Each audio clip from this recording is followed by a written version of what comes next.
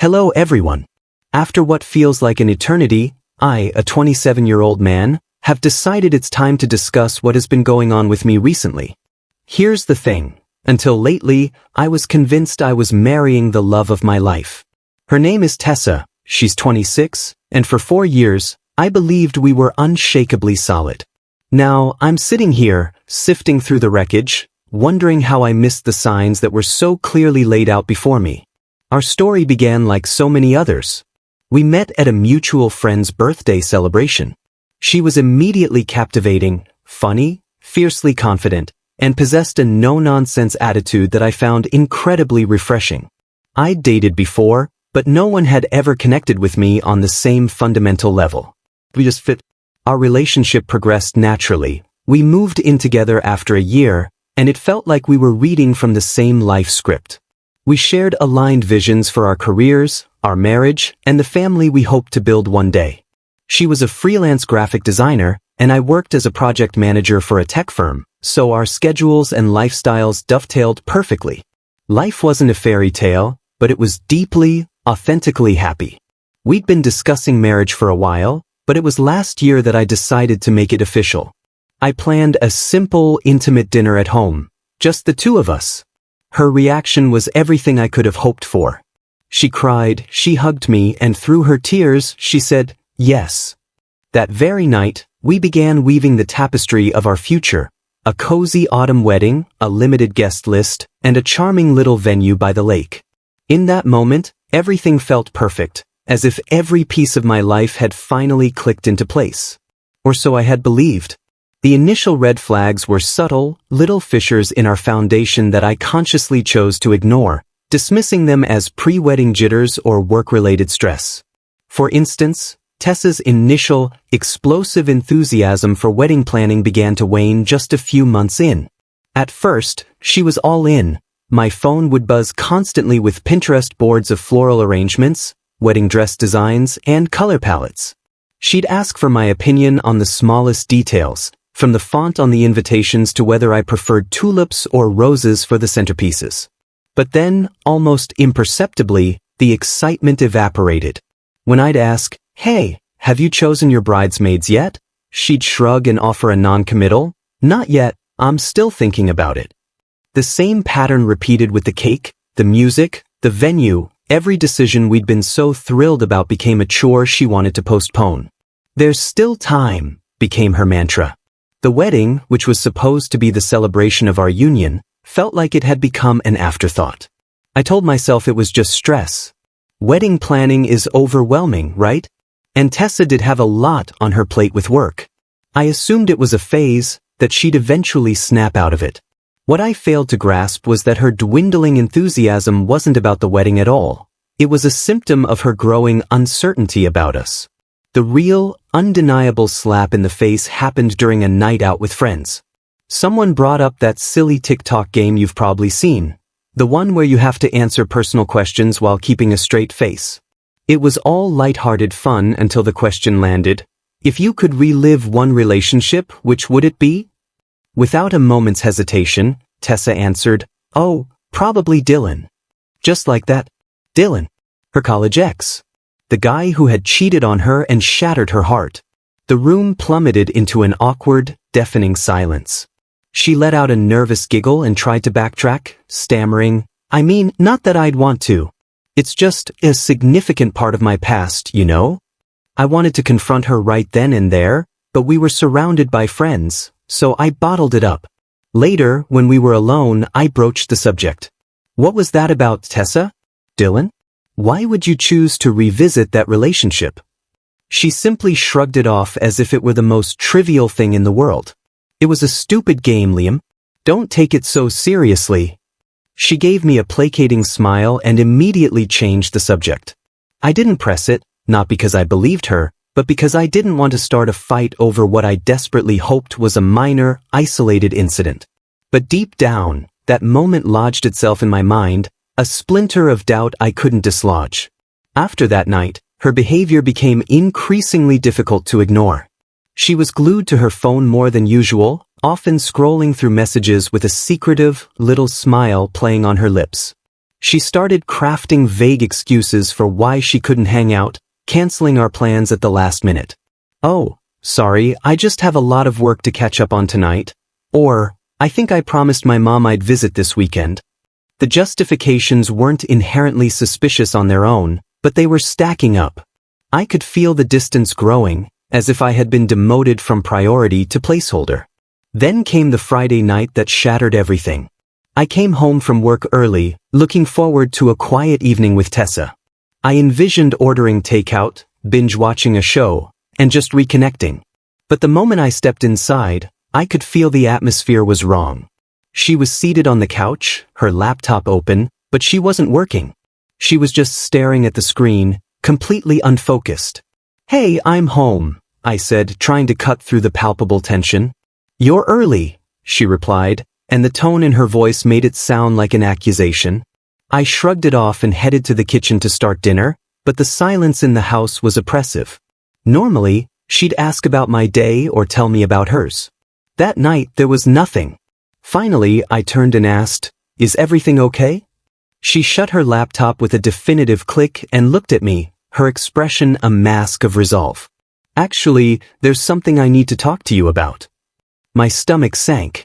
You know that feeling when you know something terrible is about to happen, but you're powerless to stop it? That was me, standing there like a fool with a spatula in my hand. I walked over and sat down across from her. "All right," I said, my voice steady despite the turmoil inside. "What's going on?" She paused, carefully selecting her words, and then she just let it out. "I've been thinking about us, and about Dylan." I almost laughed in disbelief. "Dylan? Are you serious? What about him?" She bit her lip, avoiding my gaze. I need some time to think things through. I'd like to take a break and see whether there's still something there with him." I couldn't believe what I was hearing. "You want to take a break? To date your ex? Tessa, have you lost your mind? We're engaged." "It's not like that," she insisted, her words rushing out as if she could smooth over the absurdity. "I just need to know if I'm making the right choice with you. And if it doesn't work out, I promise I'll come back." That's when I truly understood the depth of her audacity. She genuinely believed I would sit around, a faithful placeholder, while she conducted a trial run with her ex to determine if I was, in fact, good enough. In that instant, something fundamental shifted inside me. I didn't yell. I didn't explode. I just sat there, staring at her, seeing the situation with a terrifying, ice-cold clarity. "So," I began, my voice eerily calm, "what does this break mean to you?" She straightened up slightly, as if she had rehearsed this part. "I think we need some space to figure things out. I'll take some time to see if my feelings for Dylan are genuine, and you are welcome to reflect on us as well." The sheer, backward logic of it was staggering. "Wait," I said, leaning forward. "Let me get this straight. You need to date your ex, but I need to reflect on us? What kind of twisted logic is that, Tessa?" She sighed, as if I were the one being unreasonable. "It's not about you doing something wrong, Liam. This is about me figuring out what I need." The way she spoke, the practiced cadence, the avoidance of eye contact, it was clear she had already made her decision and was simply presenting it to me for my compliance. "You do realize how insane this sounds, right?" I muttered. "You don't just put your fiancé on hold while you go play, what if, with a guy who treated you like garbage?" Her face tightened. For the first time, I saw a flash of stubborn defiance. "I'm not asking for your permission, Liam. I'm telling you what I need." That sentence landed like a physical blow. I wasn't just sad anymore, I was furious. I stood up and began pacing, trying to contain the storm raging inside me. "So what, Tessa? You're just going to pack a bag and head over to Dylan's place? Is that the grand plan?" "No," she insisted, though her voice lacked conviction. "It's not like that. I don't know what it looks like yet. But I need clarity before we move forward. I owe it to myself to know I'm making the right decision." "You owe it to yourself?" I repeated with a bitter laugh. "And what about what you owe me? We're engaged, Tessa. We're supposed to be building a life together. And now you're telling me you need to test drive your ex to make sure I'm good enough?" I never said you weren't good enough, she shot back, her voice rising. But if we're going to spend the rest of our lives together, I have to be certain. And right now, I'm not. There was the final, devastating truth. It wasn't just about exploring things with Dylan, she was uncertain about me. After 4 years, a home, and plans for a future, she was still unsure. The realization hit me with the force of a tidal wave. She was completely oblivious to the pain and insult of her request, truly believing it was a reasonable proposition. I stopped pacing and looked at her, really looked at her. You know what? Sure, I said, my tone flat and devoid of emotion. Take your break. She blinked, startled by my sudden acquiescence. Liam, I'm not trying to hurt you. I need space to figure things out. I nodded, my expression unmoved. All right, if that's what you need. She paused, waiting for me to argue, to fight for her, to beg her to stay. When I didn't, she stood up, gathered her laptop, and murmured, I'll stay at my mom's for a bit. This isn't forever. We'll talk when I've had some time. Okay, I replied, my voice still a monotone. She looked at me, confused by my lack of reaction, and then disappeared into the bedroom. I could hear her moving around, stuffing clothes into a bag. I remained on the couch, outwardly calm, but my mind was already racing, a strategic map unfolding behind my eyes. If she truly wanted a break, then fine. She could have it. Several minutes later, I heard the front door click shut. She was gone, probably believing she had left me here to wait, worry, and pine for her return.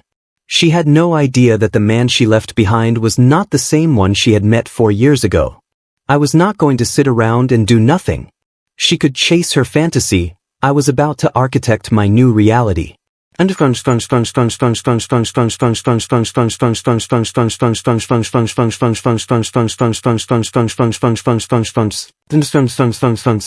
Update 1. Reclaiming my narrative. Thank you for all the incredible feedback and suggestions on my last post. A lot has transpired this week, and I'd like to share how things are progressing. First and foremost, I want to express my gratitude to this community for the overwhelming support. Many of you urged me not to just sit around waiting, and you were absolutely right. I've been busy putting a new life into motion. My first call was to my best friend, Noah. We've been brothers since college, and he's never been one to sugarcoat the truth. After I relayed the whole story, he showed up with pizza, and we spent the entire night scheming. Dude, you realize she's going to try to crawl back once things blow up with Dylan, right? He said. He was correct, of course. The more we talked, the clearer it became that this wasn't about vengeance. It was about decisively reclaiming control of my life. I started with the house. Tessa seemed to have forgotten a crucial detail. The deed is solely in my name. She loved to decorate and talk about our home, but I was the one paying the mortgage. First thing Monday morning, I called a realtor. They came by, assessed the property, and we decided to list it immediately. The market in our area is hot, and we already have several serious potential buyers. Tessa is blissfully unaware. She probably pictures me sitting alone in our shared space, pining for her return. The next step was to systematically remove her presence from my life. Those live, laugh, love placards she insisted on? Gone. The decorative throw pillows she curated? Donated. All the clothes and personal belongings she left behind were carefully packed away. But here is where I became strategic. Instead of dropping her things at her mother's house or engaging with her directly, I hired a moving company. They delivered every last box to her mother's doorstep with a simple, typed note. Here's your stuff. Good luck with Dylan. Some might call this petty. I see it as efficient. She wanted space to think? Well, she got it. Literally. The most fascinating development has been watching the reaction of our mutual friends. As people began to ask questions, I didn't play the victim or trash talk her. I simply stated the unvarnished truth. Tessa decided she needed to explore things with her ex before committing to marriage. I decided I deserve better than being someone's backup plan. The power of that simple, factual statement is remarkable. Without drama or accusation, the narrative shifted almost instantly. I've also been making professional moves. I applied for a position at our company's West Coast office. A role I'd been considering for a long time but had put off for the sake of our shared life. If the house sells, which seems inevitable, and I get this job, I'll be starting over on the opposite side of the country. Tessa has attempted to contact me several times this week. It began with casual texts like, "Hope you're doing okay," and escalated to increasingly concerned messages as she began to realize I wasn't just waiting in stasis. Yesterday, she panicked when her mother told her about the delivered boxes. "What are you doing? Why are you acting like this is over?" her text read. I kept my response simple, "Because it is over, Tessa. You made your choice and now I'm making mine." She started calling, her voice thick with tears. She claimed she just needed time to figure things out, that I was being rash, and that this wasn't what she meant by a break. "What did you expect?" I asked her, my voice calm. "That I'd sit here like a faithful puppy while you test drove your ex? That's not how this works." "But what if I realize you're the one I want?" she sobbed. "Then you'll have learned a valuable lesson about not taking people for granted," I said before ending the call. The strange thing is, I'm no longer angry. I feel liberated. Every box I pack, every plan I set in motion, feels like I'm reclaiming a piece of myself that I didn't even realize I had surrendered. Noah came by again yesterday to help me pack. He took one look at me and said, "You seem different. More focused." I am different. When Tessa first dropped her bombshell, I felt my world collapsing. Now, I see it wasn't my world at all. It was a fragile, false reality I had been living in, and it was finally disintegrating to reveal the solid ground beneath my feet. I have more things in the works, but I'll save them for the next update. For now, I'll leave you with this. Sometimes, the most powerful response to someone treating you as an option is to completely remove yourself from their list of choices. Stay tuned.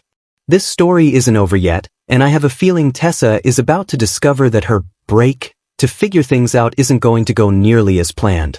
Update 2. The Unraveling. I appreciate all the feedback on my last update. Things have escalated significantly, and I'd like to share how the situation has evolved. Remember that West Coast position I mentioned? Well, I got it. The timing is almost poetic. The house is under contract and set to close next month. But that's just the backdrop for the main event. Through the grapevine of mutual friends, I've learned that Tessa's exploration with Dylan is not the rekindled fairy tale she envisioned. It turns out 4 years haven't worked any miracles on his character. He's still the same unreliable guy who cheated on her in college. But here is where it gets interesting. Tessa has been trying to control the narrative on social media, posting vague, inspirational quotes about finding yourself and following your heart. So, I decided to play the same game but with a twist of my own. I made a single, factual post. Update on my life. Excited to announce I've accepted a position in San Francisco. Sometimes when one door closes, better ones open. Looking forward to this new chapter. The response was immediate. My phone lit up with congratulations, questions about the move, and, of course, inquiries about Tessa. I kept my replies consistent and honest. We're no longer together. She wanted to explore other options, so I'm exploring mine. This simple post triggered a chain reaction within our social circle. The friends who were previously on the fence saw me handling the situation with quiet dignity while Tessa posted cryptic relationship quotes. The court of public opinion, for what it's worth, had shifted. Then came the professional consequences. Tessa's freelance design business relies heavily on referrals and networking. Sarah, a 29-year-old mutual contact in the tech industry who used to send a lot of clients Tessa's way, reached out to me for coffee. "I need to know what happened," she said, looking concerned. "Tessa is telling people you two are on a temporary separation for personal growth, but something feels off." I was direct. "Sarah, Tessa told me she needed a break to date her ex, Dylan." The look on Sarah's face said it all. She was appalled.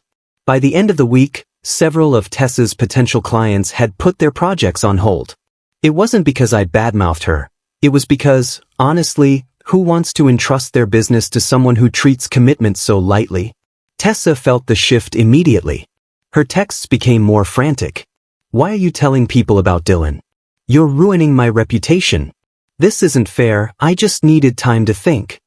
I responded to the last one. "You got what you wanted, time and space.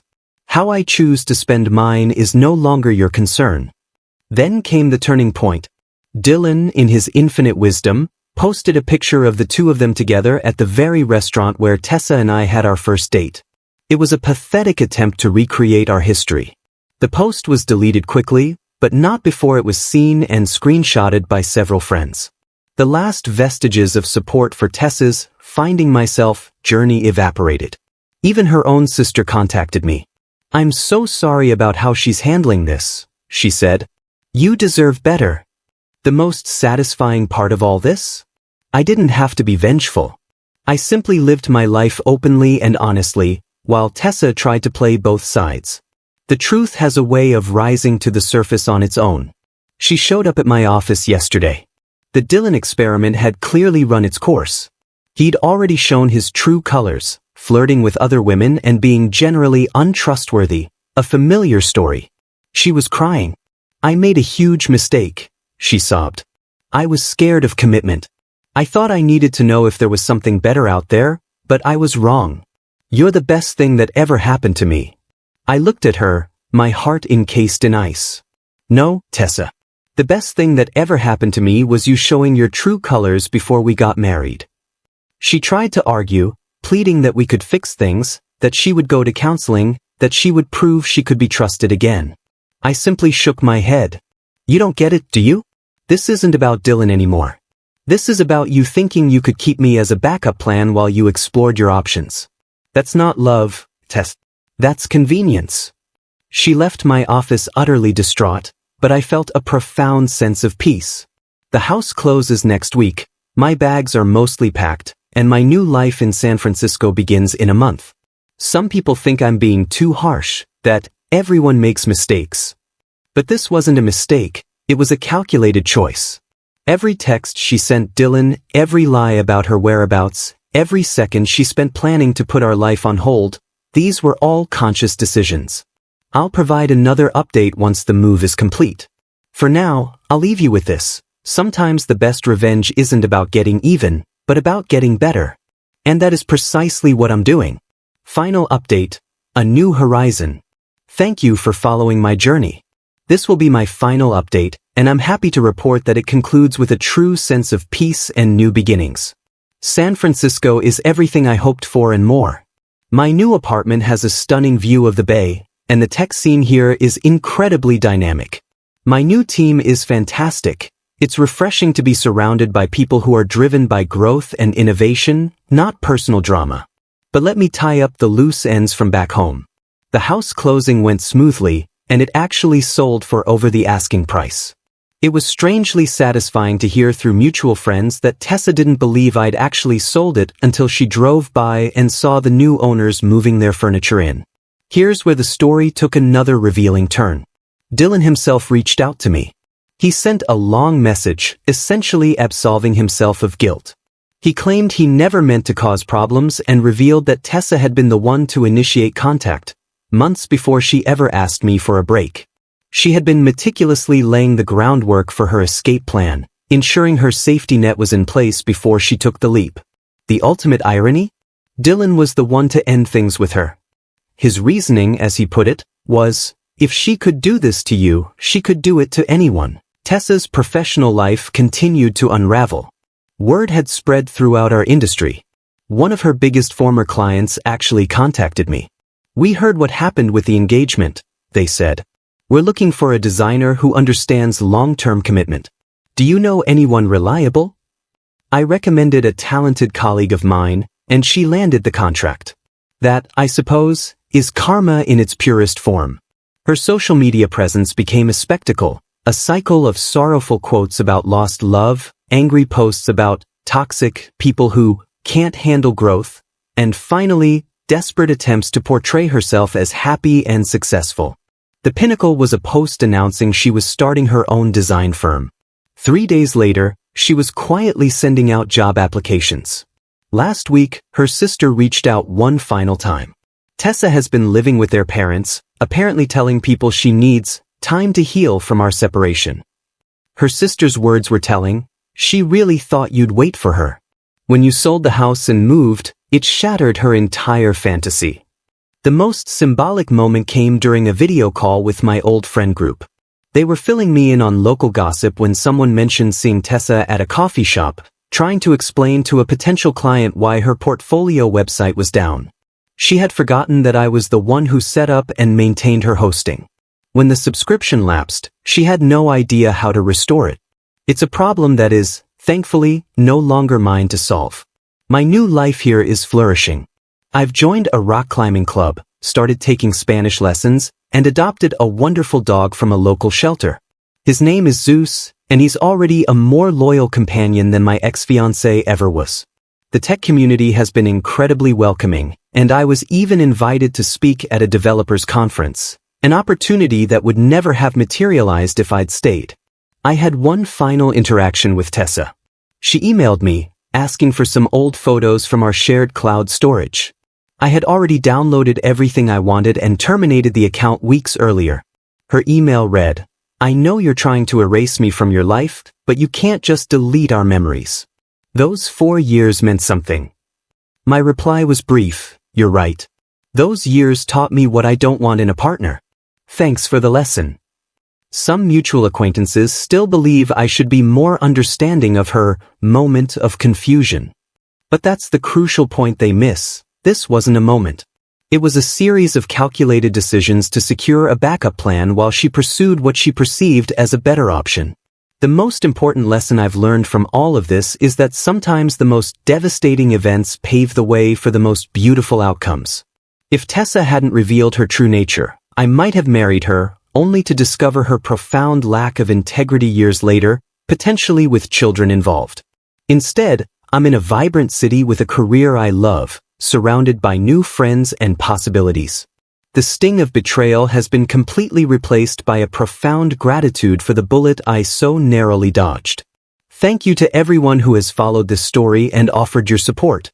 Your encouragement was a lighthouse during a very stormy time. For anyone finding themselves in a similar situation, please hear this. When someone shows you who they are, believe them the first time. Do not wait around, hoping they will change their mind about you. Your life is too precious, too vast, to be relegated to someone's backup plan. Sometimes, the most powerful and transformative thing you can do is walk away and build a life so beautiful that the past pales in comparison. This chapter of my life has officially ended, and I couldn't be more excited for the next one to begin. Take care, and thank you for everything.